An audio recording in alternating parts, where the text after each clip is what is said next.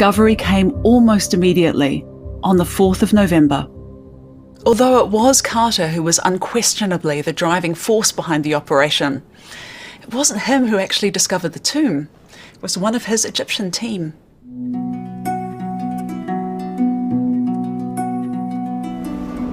To keep the workforce going demanded a steady supply of water, delivered by boys on donkeys.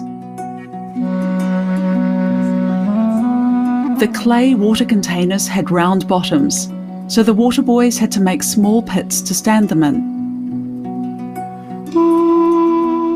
As one boy, Hussein Abdul Rasul, did this, he hit a hard surface below and reported his discovery immediately.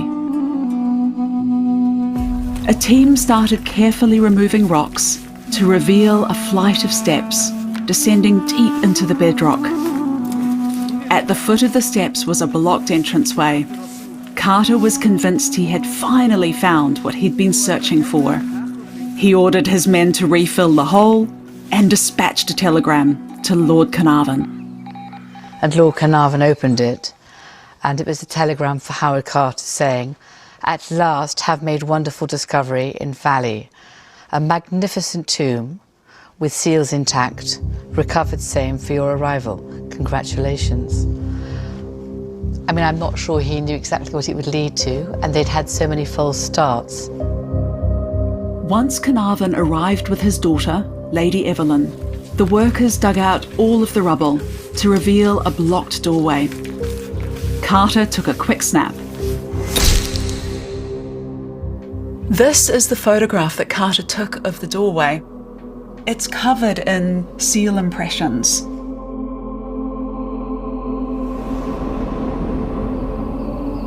Now seen in colour, as Carter saw it, for the first time in a century. On this photograph of the fragment here, you can actually read the seals. This was taken once Carter had broken down the doorway. The oval shape tells us it's a royal name. The scarab beetle in the middle reads Keper. The 3 strokes make it plural, reading Keperu. The basket reads Neb and the sun disk Re, giving the name Neb Keperu Re. This is the throne name of Tutankhamun. So it was reading this that Carter realised what he had discovered, that he had discovered the tomb of Tutankhamun. It was an incredibly exciting find, but there was also something very worrying for Carter.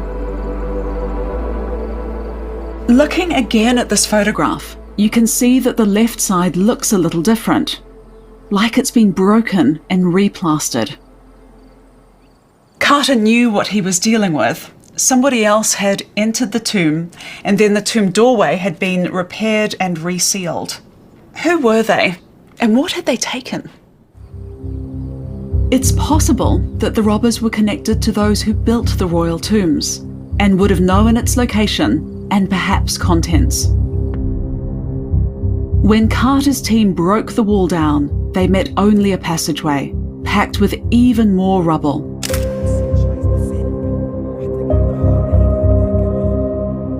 Once the rubble had been cleared from this passageway, Carter reached a door here and took an iron rod and drilled through that door to create a small hole that he could look through. Carter wrote, "With trembling hands I inserted the candle and peered in. At first I could see nothing, the hot air escaping from the chamber causing the candle to flicker." It's really hard to imagine how Carter must have felt as he made the first break in the door, knowing that there could well be absolutely nothing there. It all might have been robbed out thousands of years ago. Then Carter writes, "Presently details of the room emerged slowly from the mist. Strange animals, statues, and gold. Everywhere the glint of gold.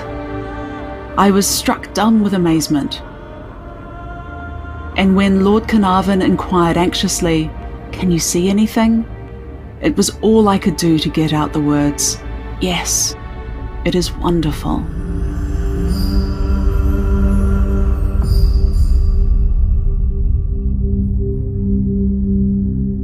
Thanks to colorization, we can now get an extraordinarily clear impression of what Carter, Carnarvon, and Lady Evelyn saw that day. To the left were 4 dismantled gilded chariots, inlaid with brightly coloured glass. They were in disarray, caused by the tomb robbers.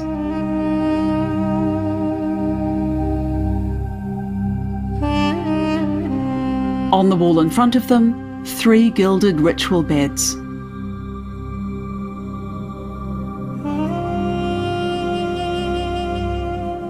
One is in the form of the mother goddess, Taweret, with the head of a hippopotamus. Taweret protects the sleeper, the dead king, and assists in his rebirth in the next world.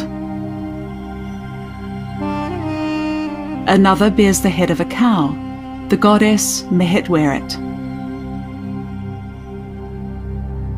Underneath there is a pile of ancient wooden lunchboxes containing offerings of meat and poultry to sustain the king in the afterlife.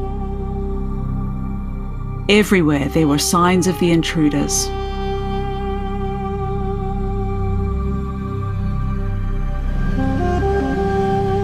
And to the right, a pair of life-size wooden statues with golden headdresses.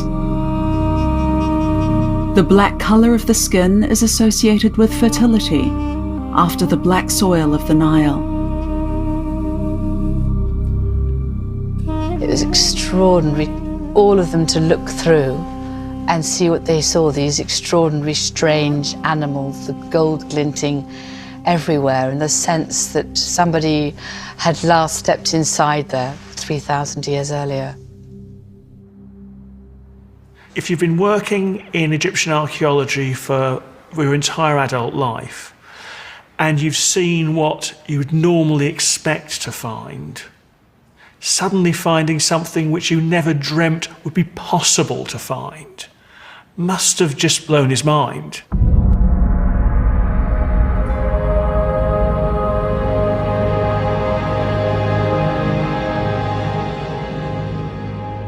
These stunning, now iconic black and white images of the tomb's treasures were captured by the renowned archaeological photographer Harry Burton a few days after the tomb was first entered. Over the course of the 10-year-long excavation, Burton took over 2,000 photographs on large glass negatives.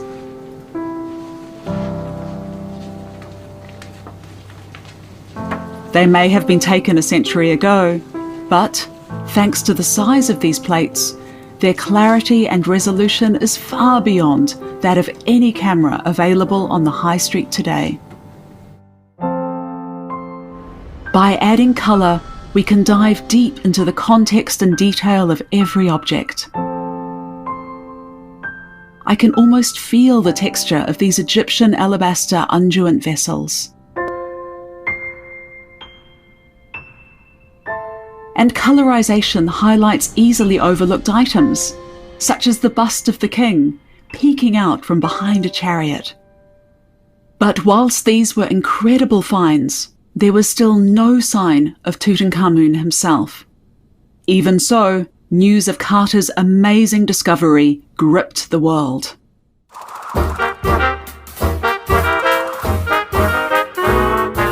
The discovery of the tomb comes at the perfect moment. The world has been involved in a massive global conflict. And then, hot on the heels of that conflict, we have a global pandemic which kills more than 50 million people. And then suddenly there is good news from the ancient world. It's exciting, it's engaging, it's thrilling, and everyone can get on board with it. But Lord Carnarvon now faced a concerted assault by reporters, hungry for details. How do you deal with it? You simply cannot manage, the press from America, from England, from from South Africa, from Australia, from Japan. So he ended up choosing the Times, which he felt was a sensible choice. Carnarvon negotiated an exclusive and very lucrative deal with the Times, which meant that all the rest of the press, and particularly the local press, felt that they were being hard done by, they were being shortchanged.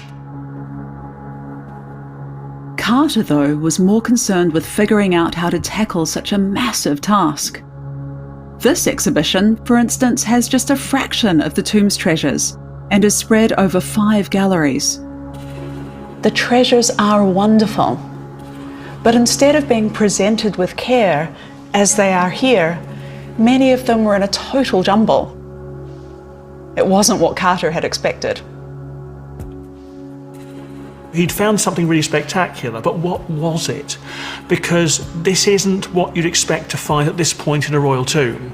You'd normally have expected a further corridor, more chambers and things. The objects here was designed for a tomb far, far larger. So initially he was wondering, is this some kind of dumping ground for objects? Why wasn't Tutankhamun's tomb anything like this later one of Seti's? And most importantly, where was the body? Close inspection revealed a discoloured area made from mud plaster stamped with more seals. Was there another chamber beyond?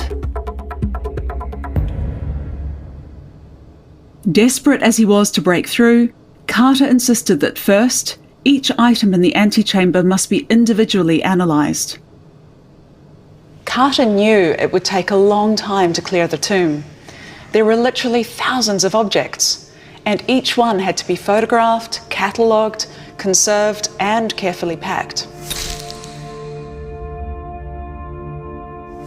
He gathered a team of experts to work with the objects, and one by one, for the first time in over 3,000 years, they emerged into the dazzling sunlight.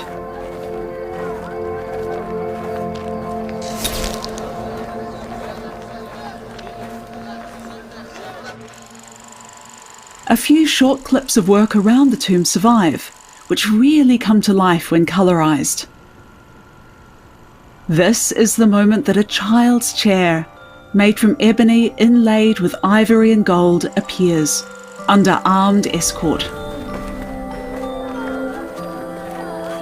That's amazing. The fact that they're carrying the chair, it's just, I hadn't even really made that out in the black and white footage at all. Then emerges a golden chariot. Its wheels and body.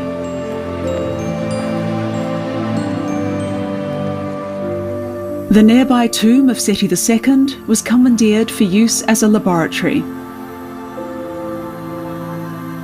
Archaeologist Arthur Mace and chemist Alfred Lucas worked hard to give the objects necessary intensive care.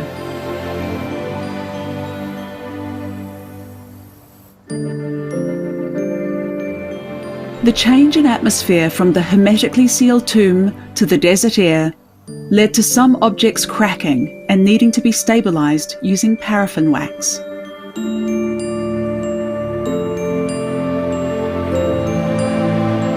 Once they were conserved, the objects were carefully packed and loaded onto railway trucks.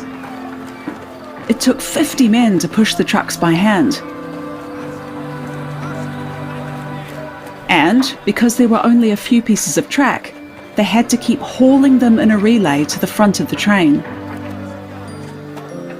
A journey of 5.5 miles took 15 hours in the baking sun until they reached the Nile.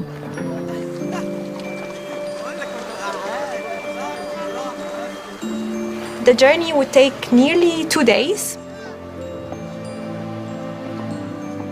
But what was interesting is how the journey of all the crates or the objects was followed by, I would say, a procession on the sides. Any of the Egyptians who would see like the barge in the Nile, there were ladies who were mourning the death of the king, as if he had a second funeral.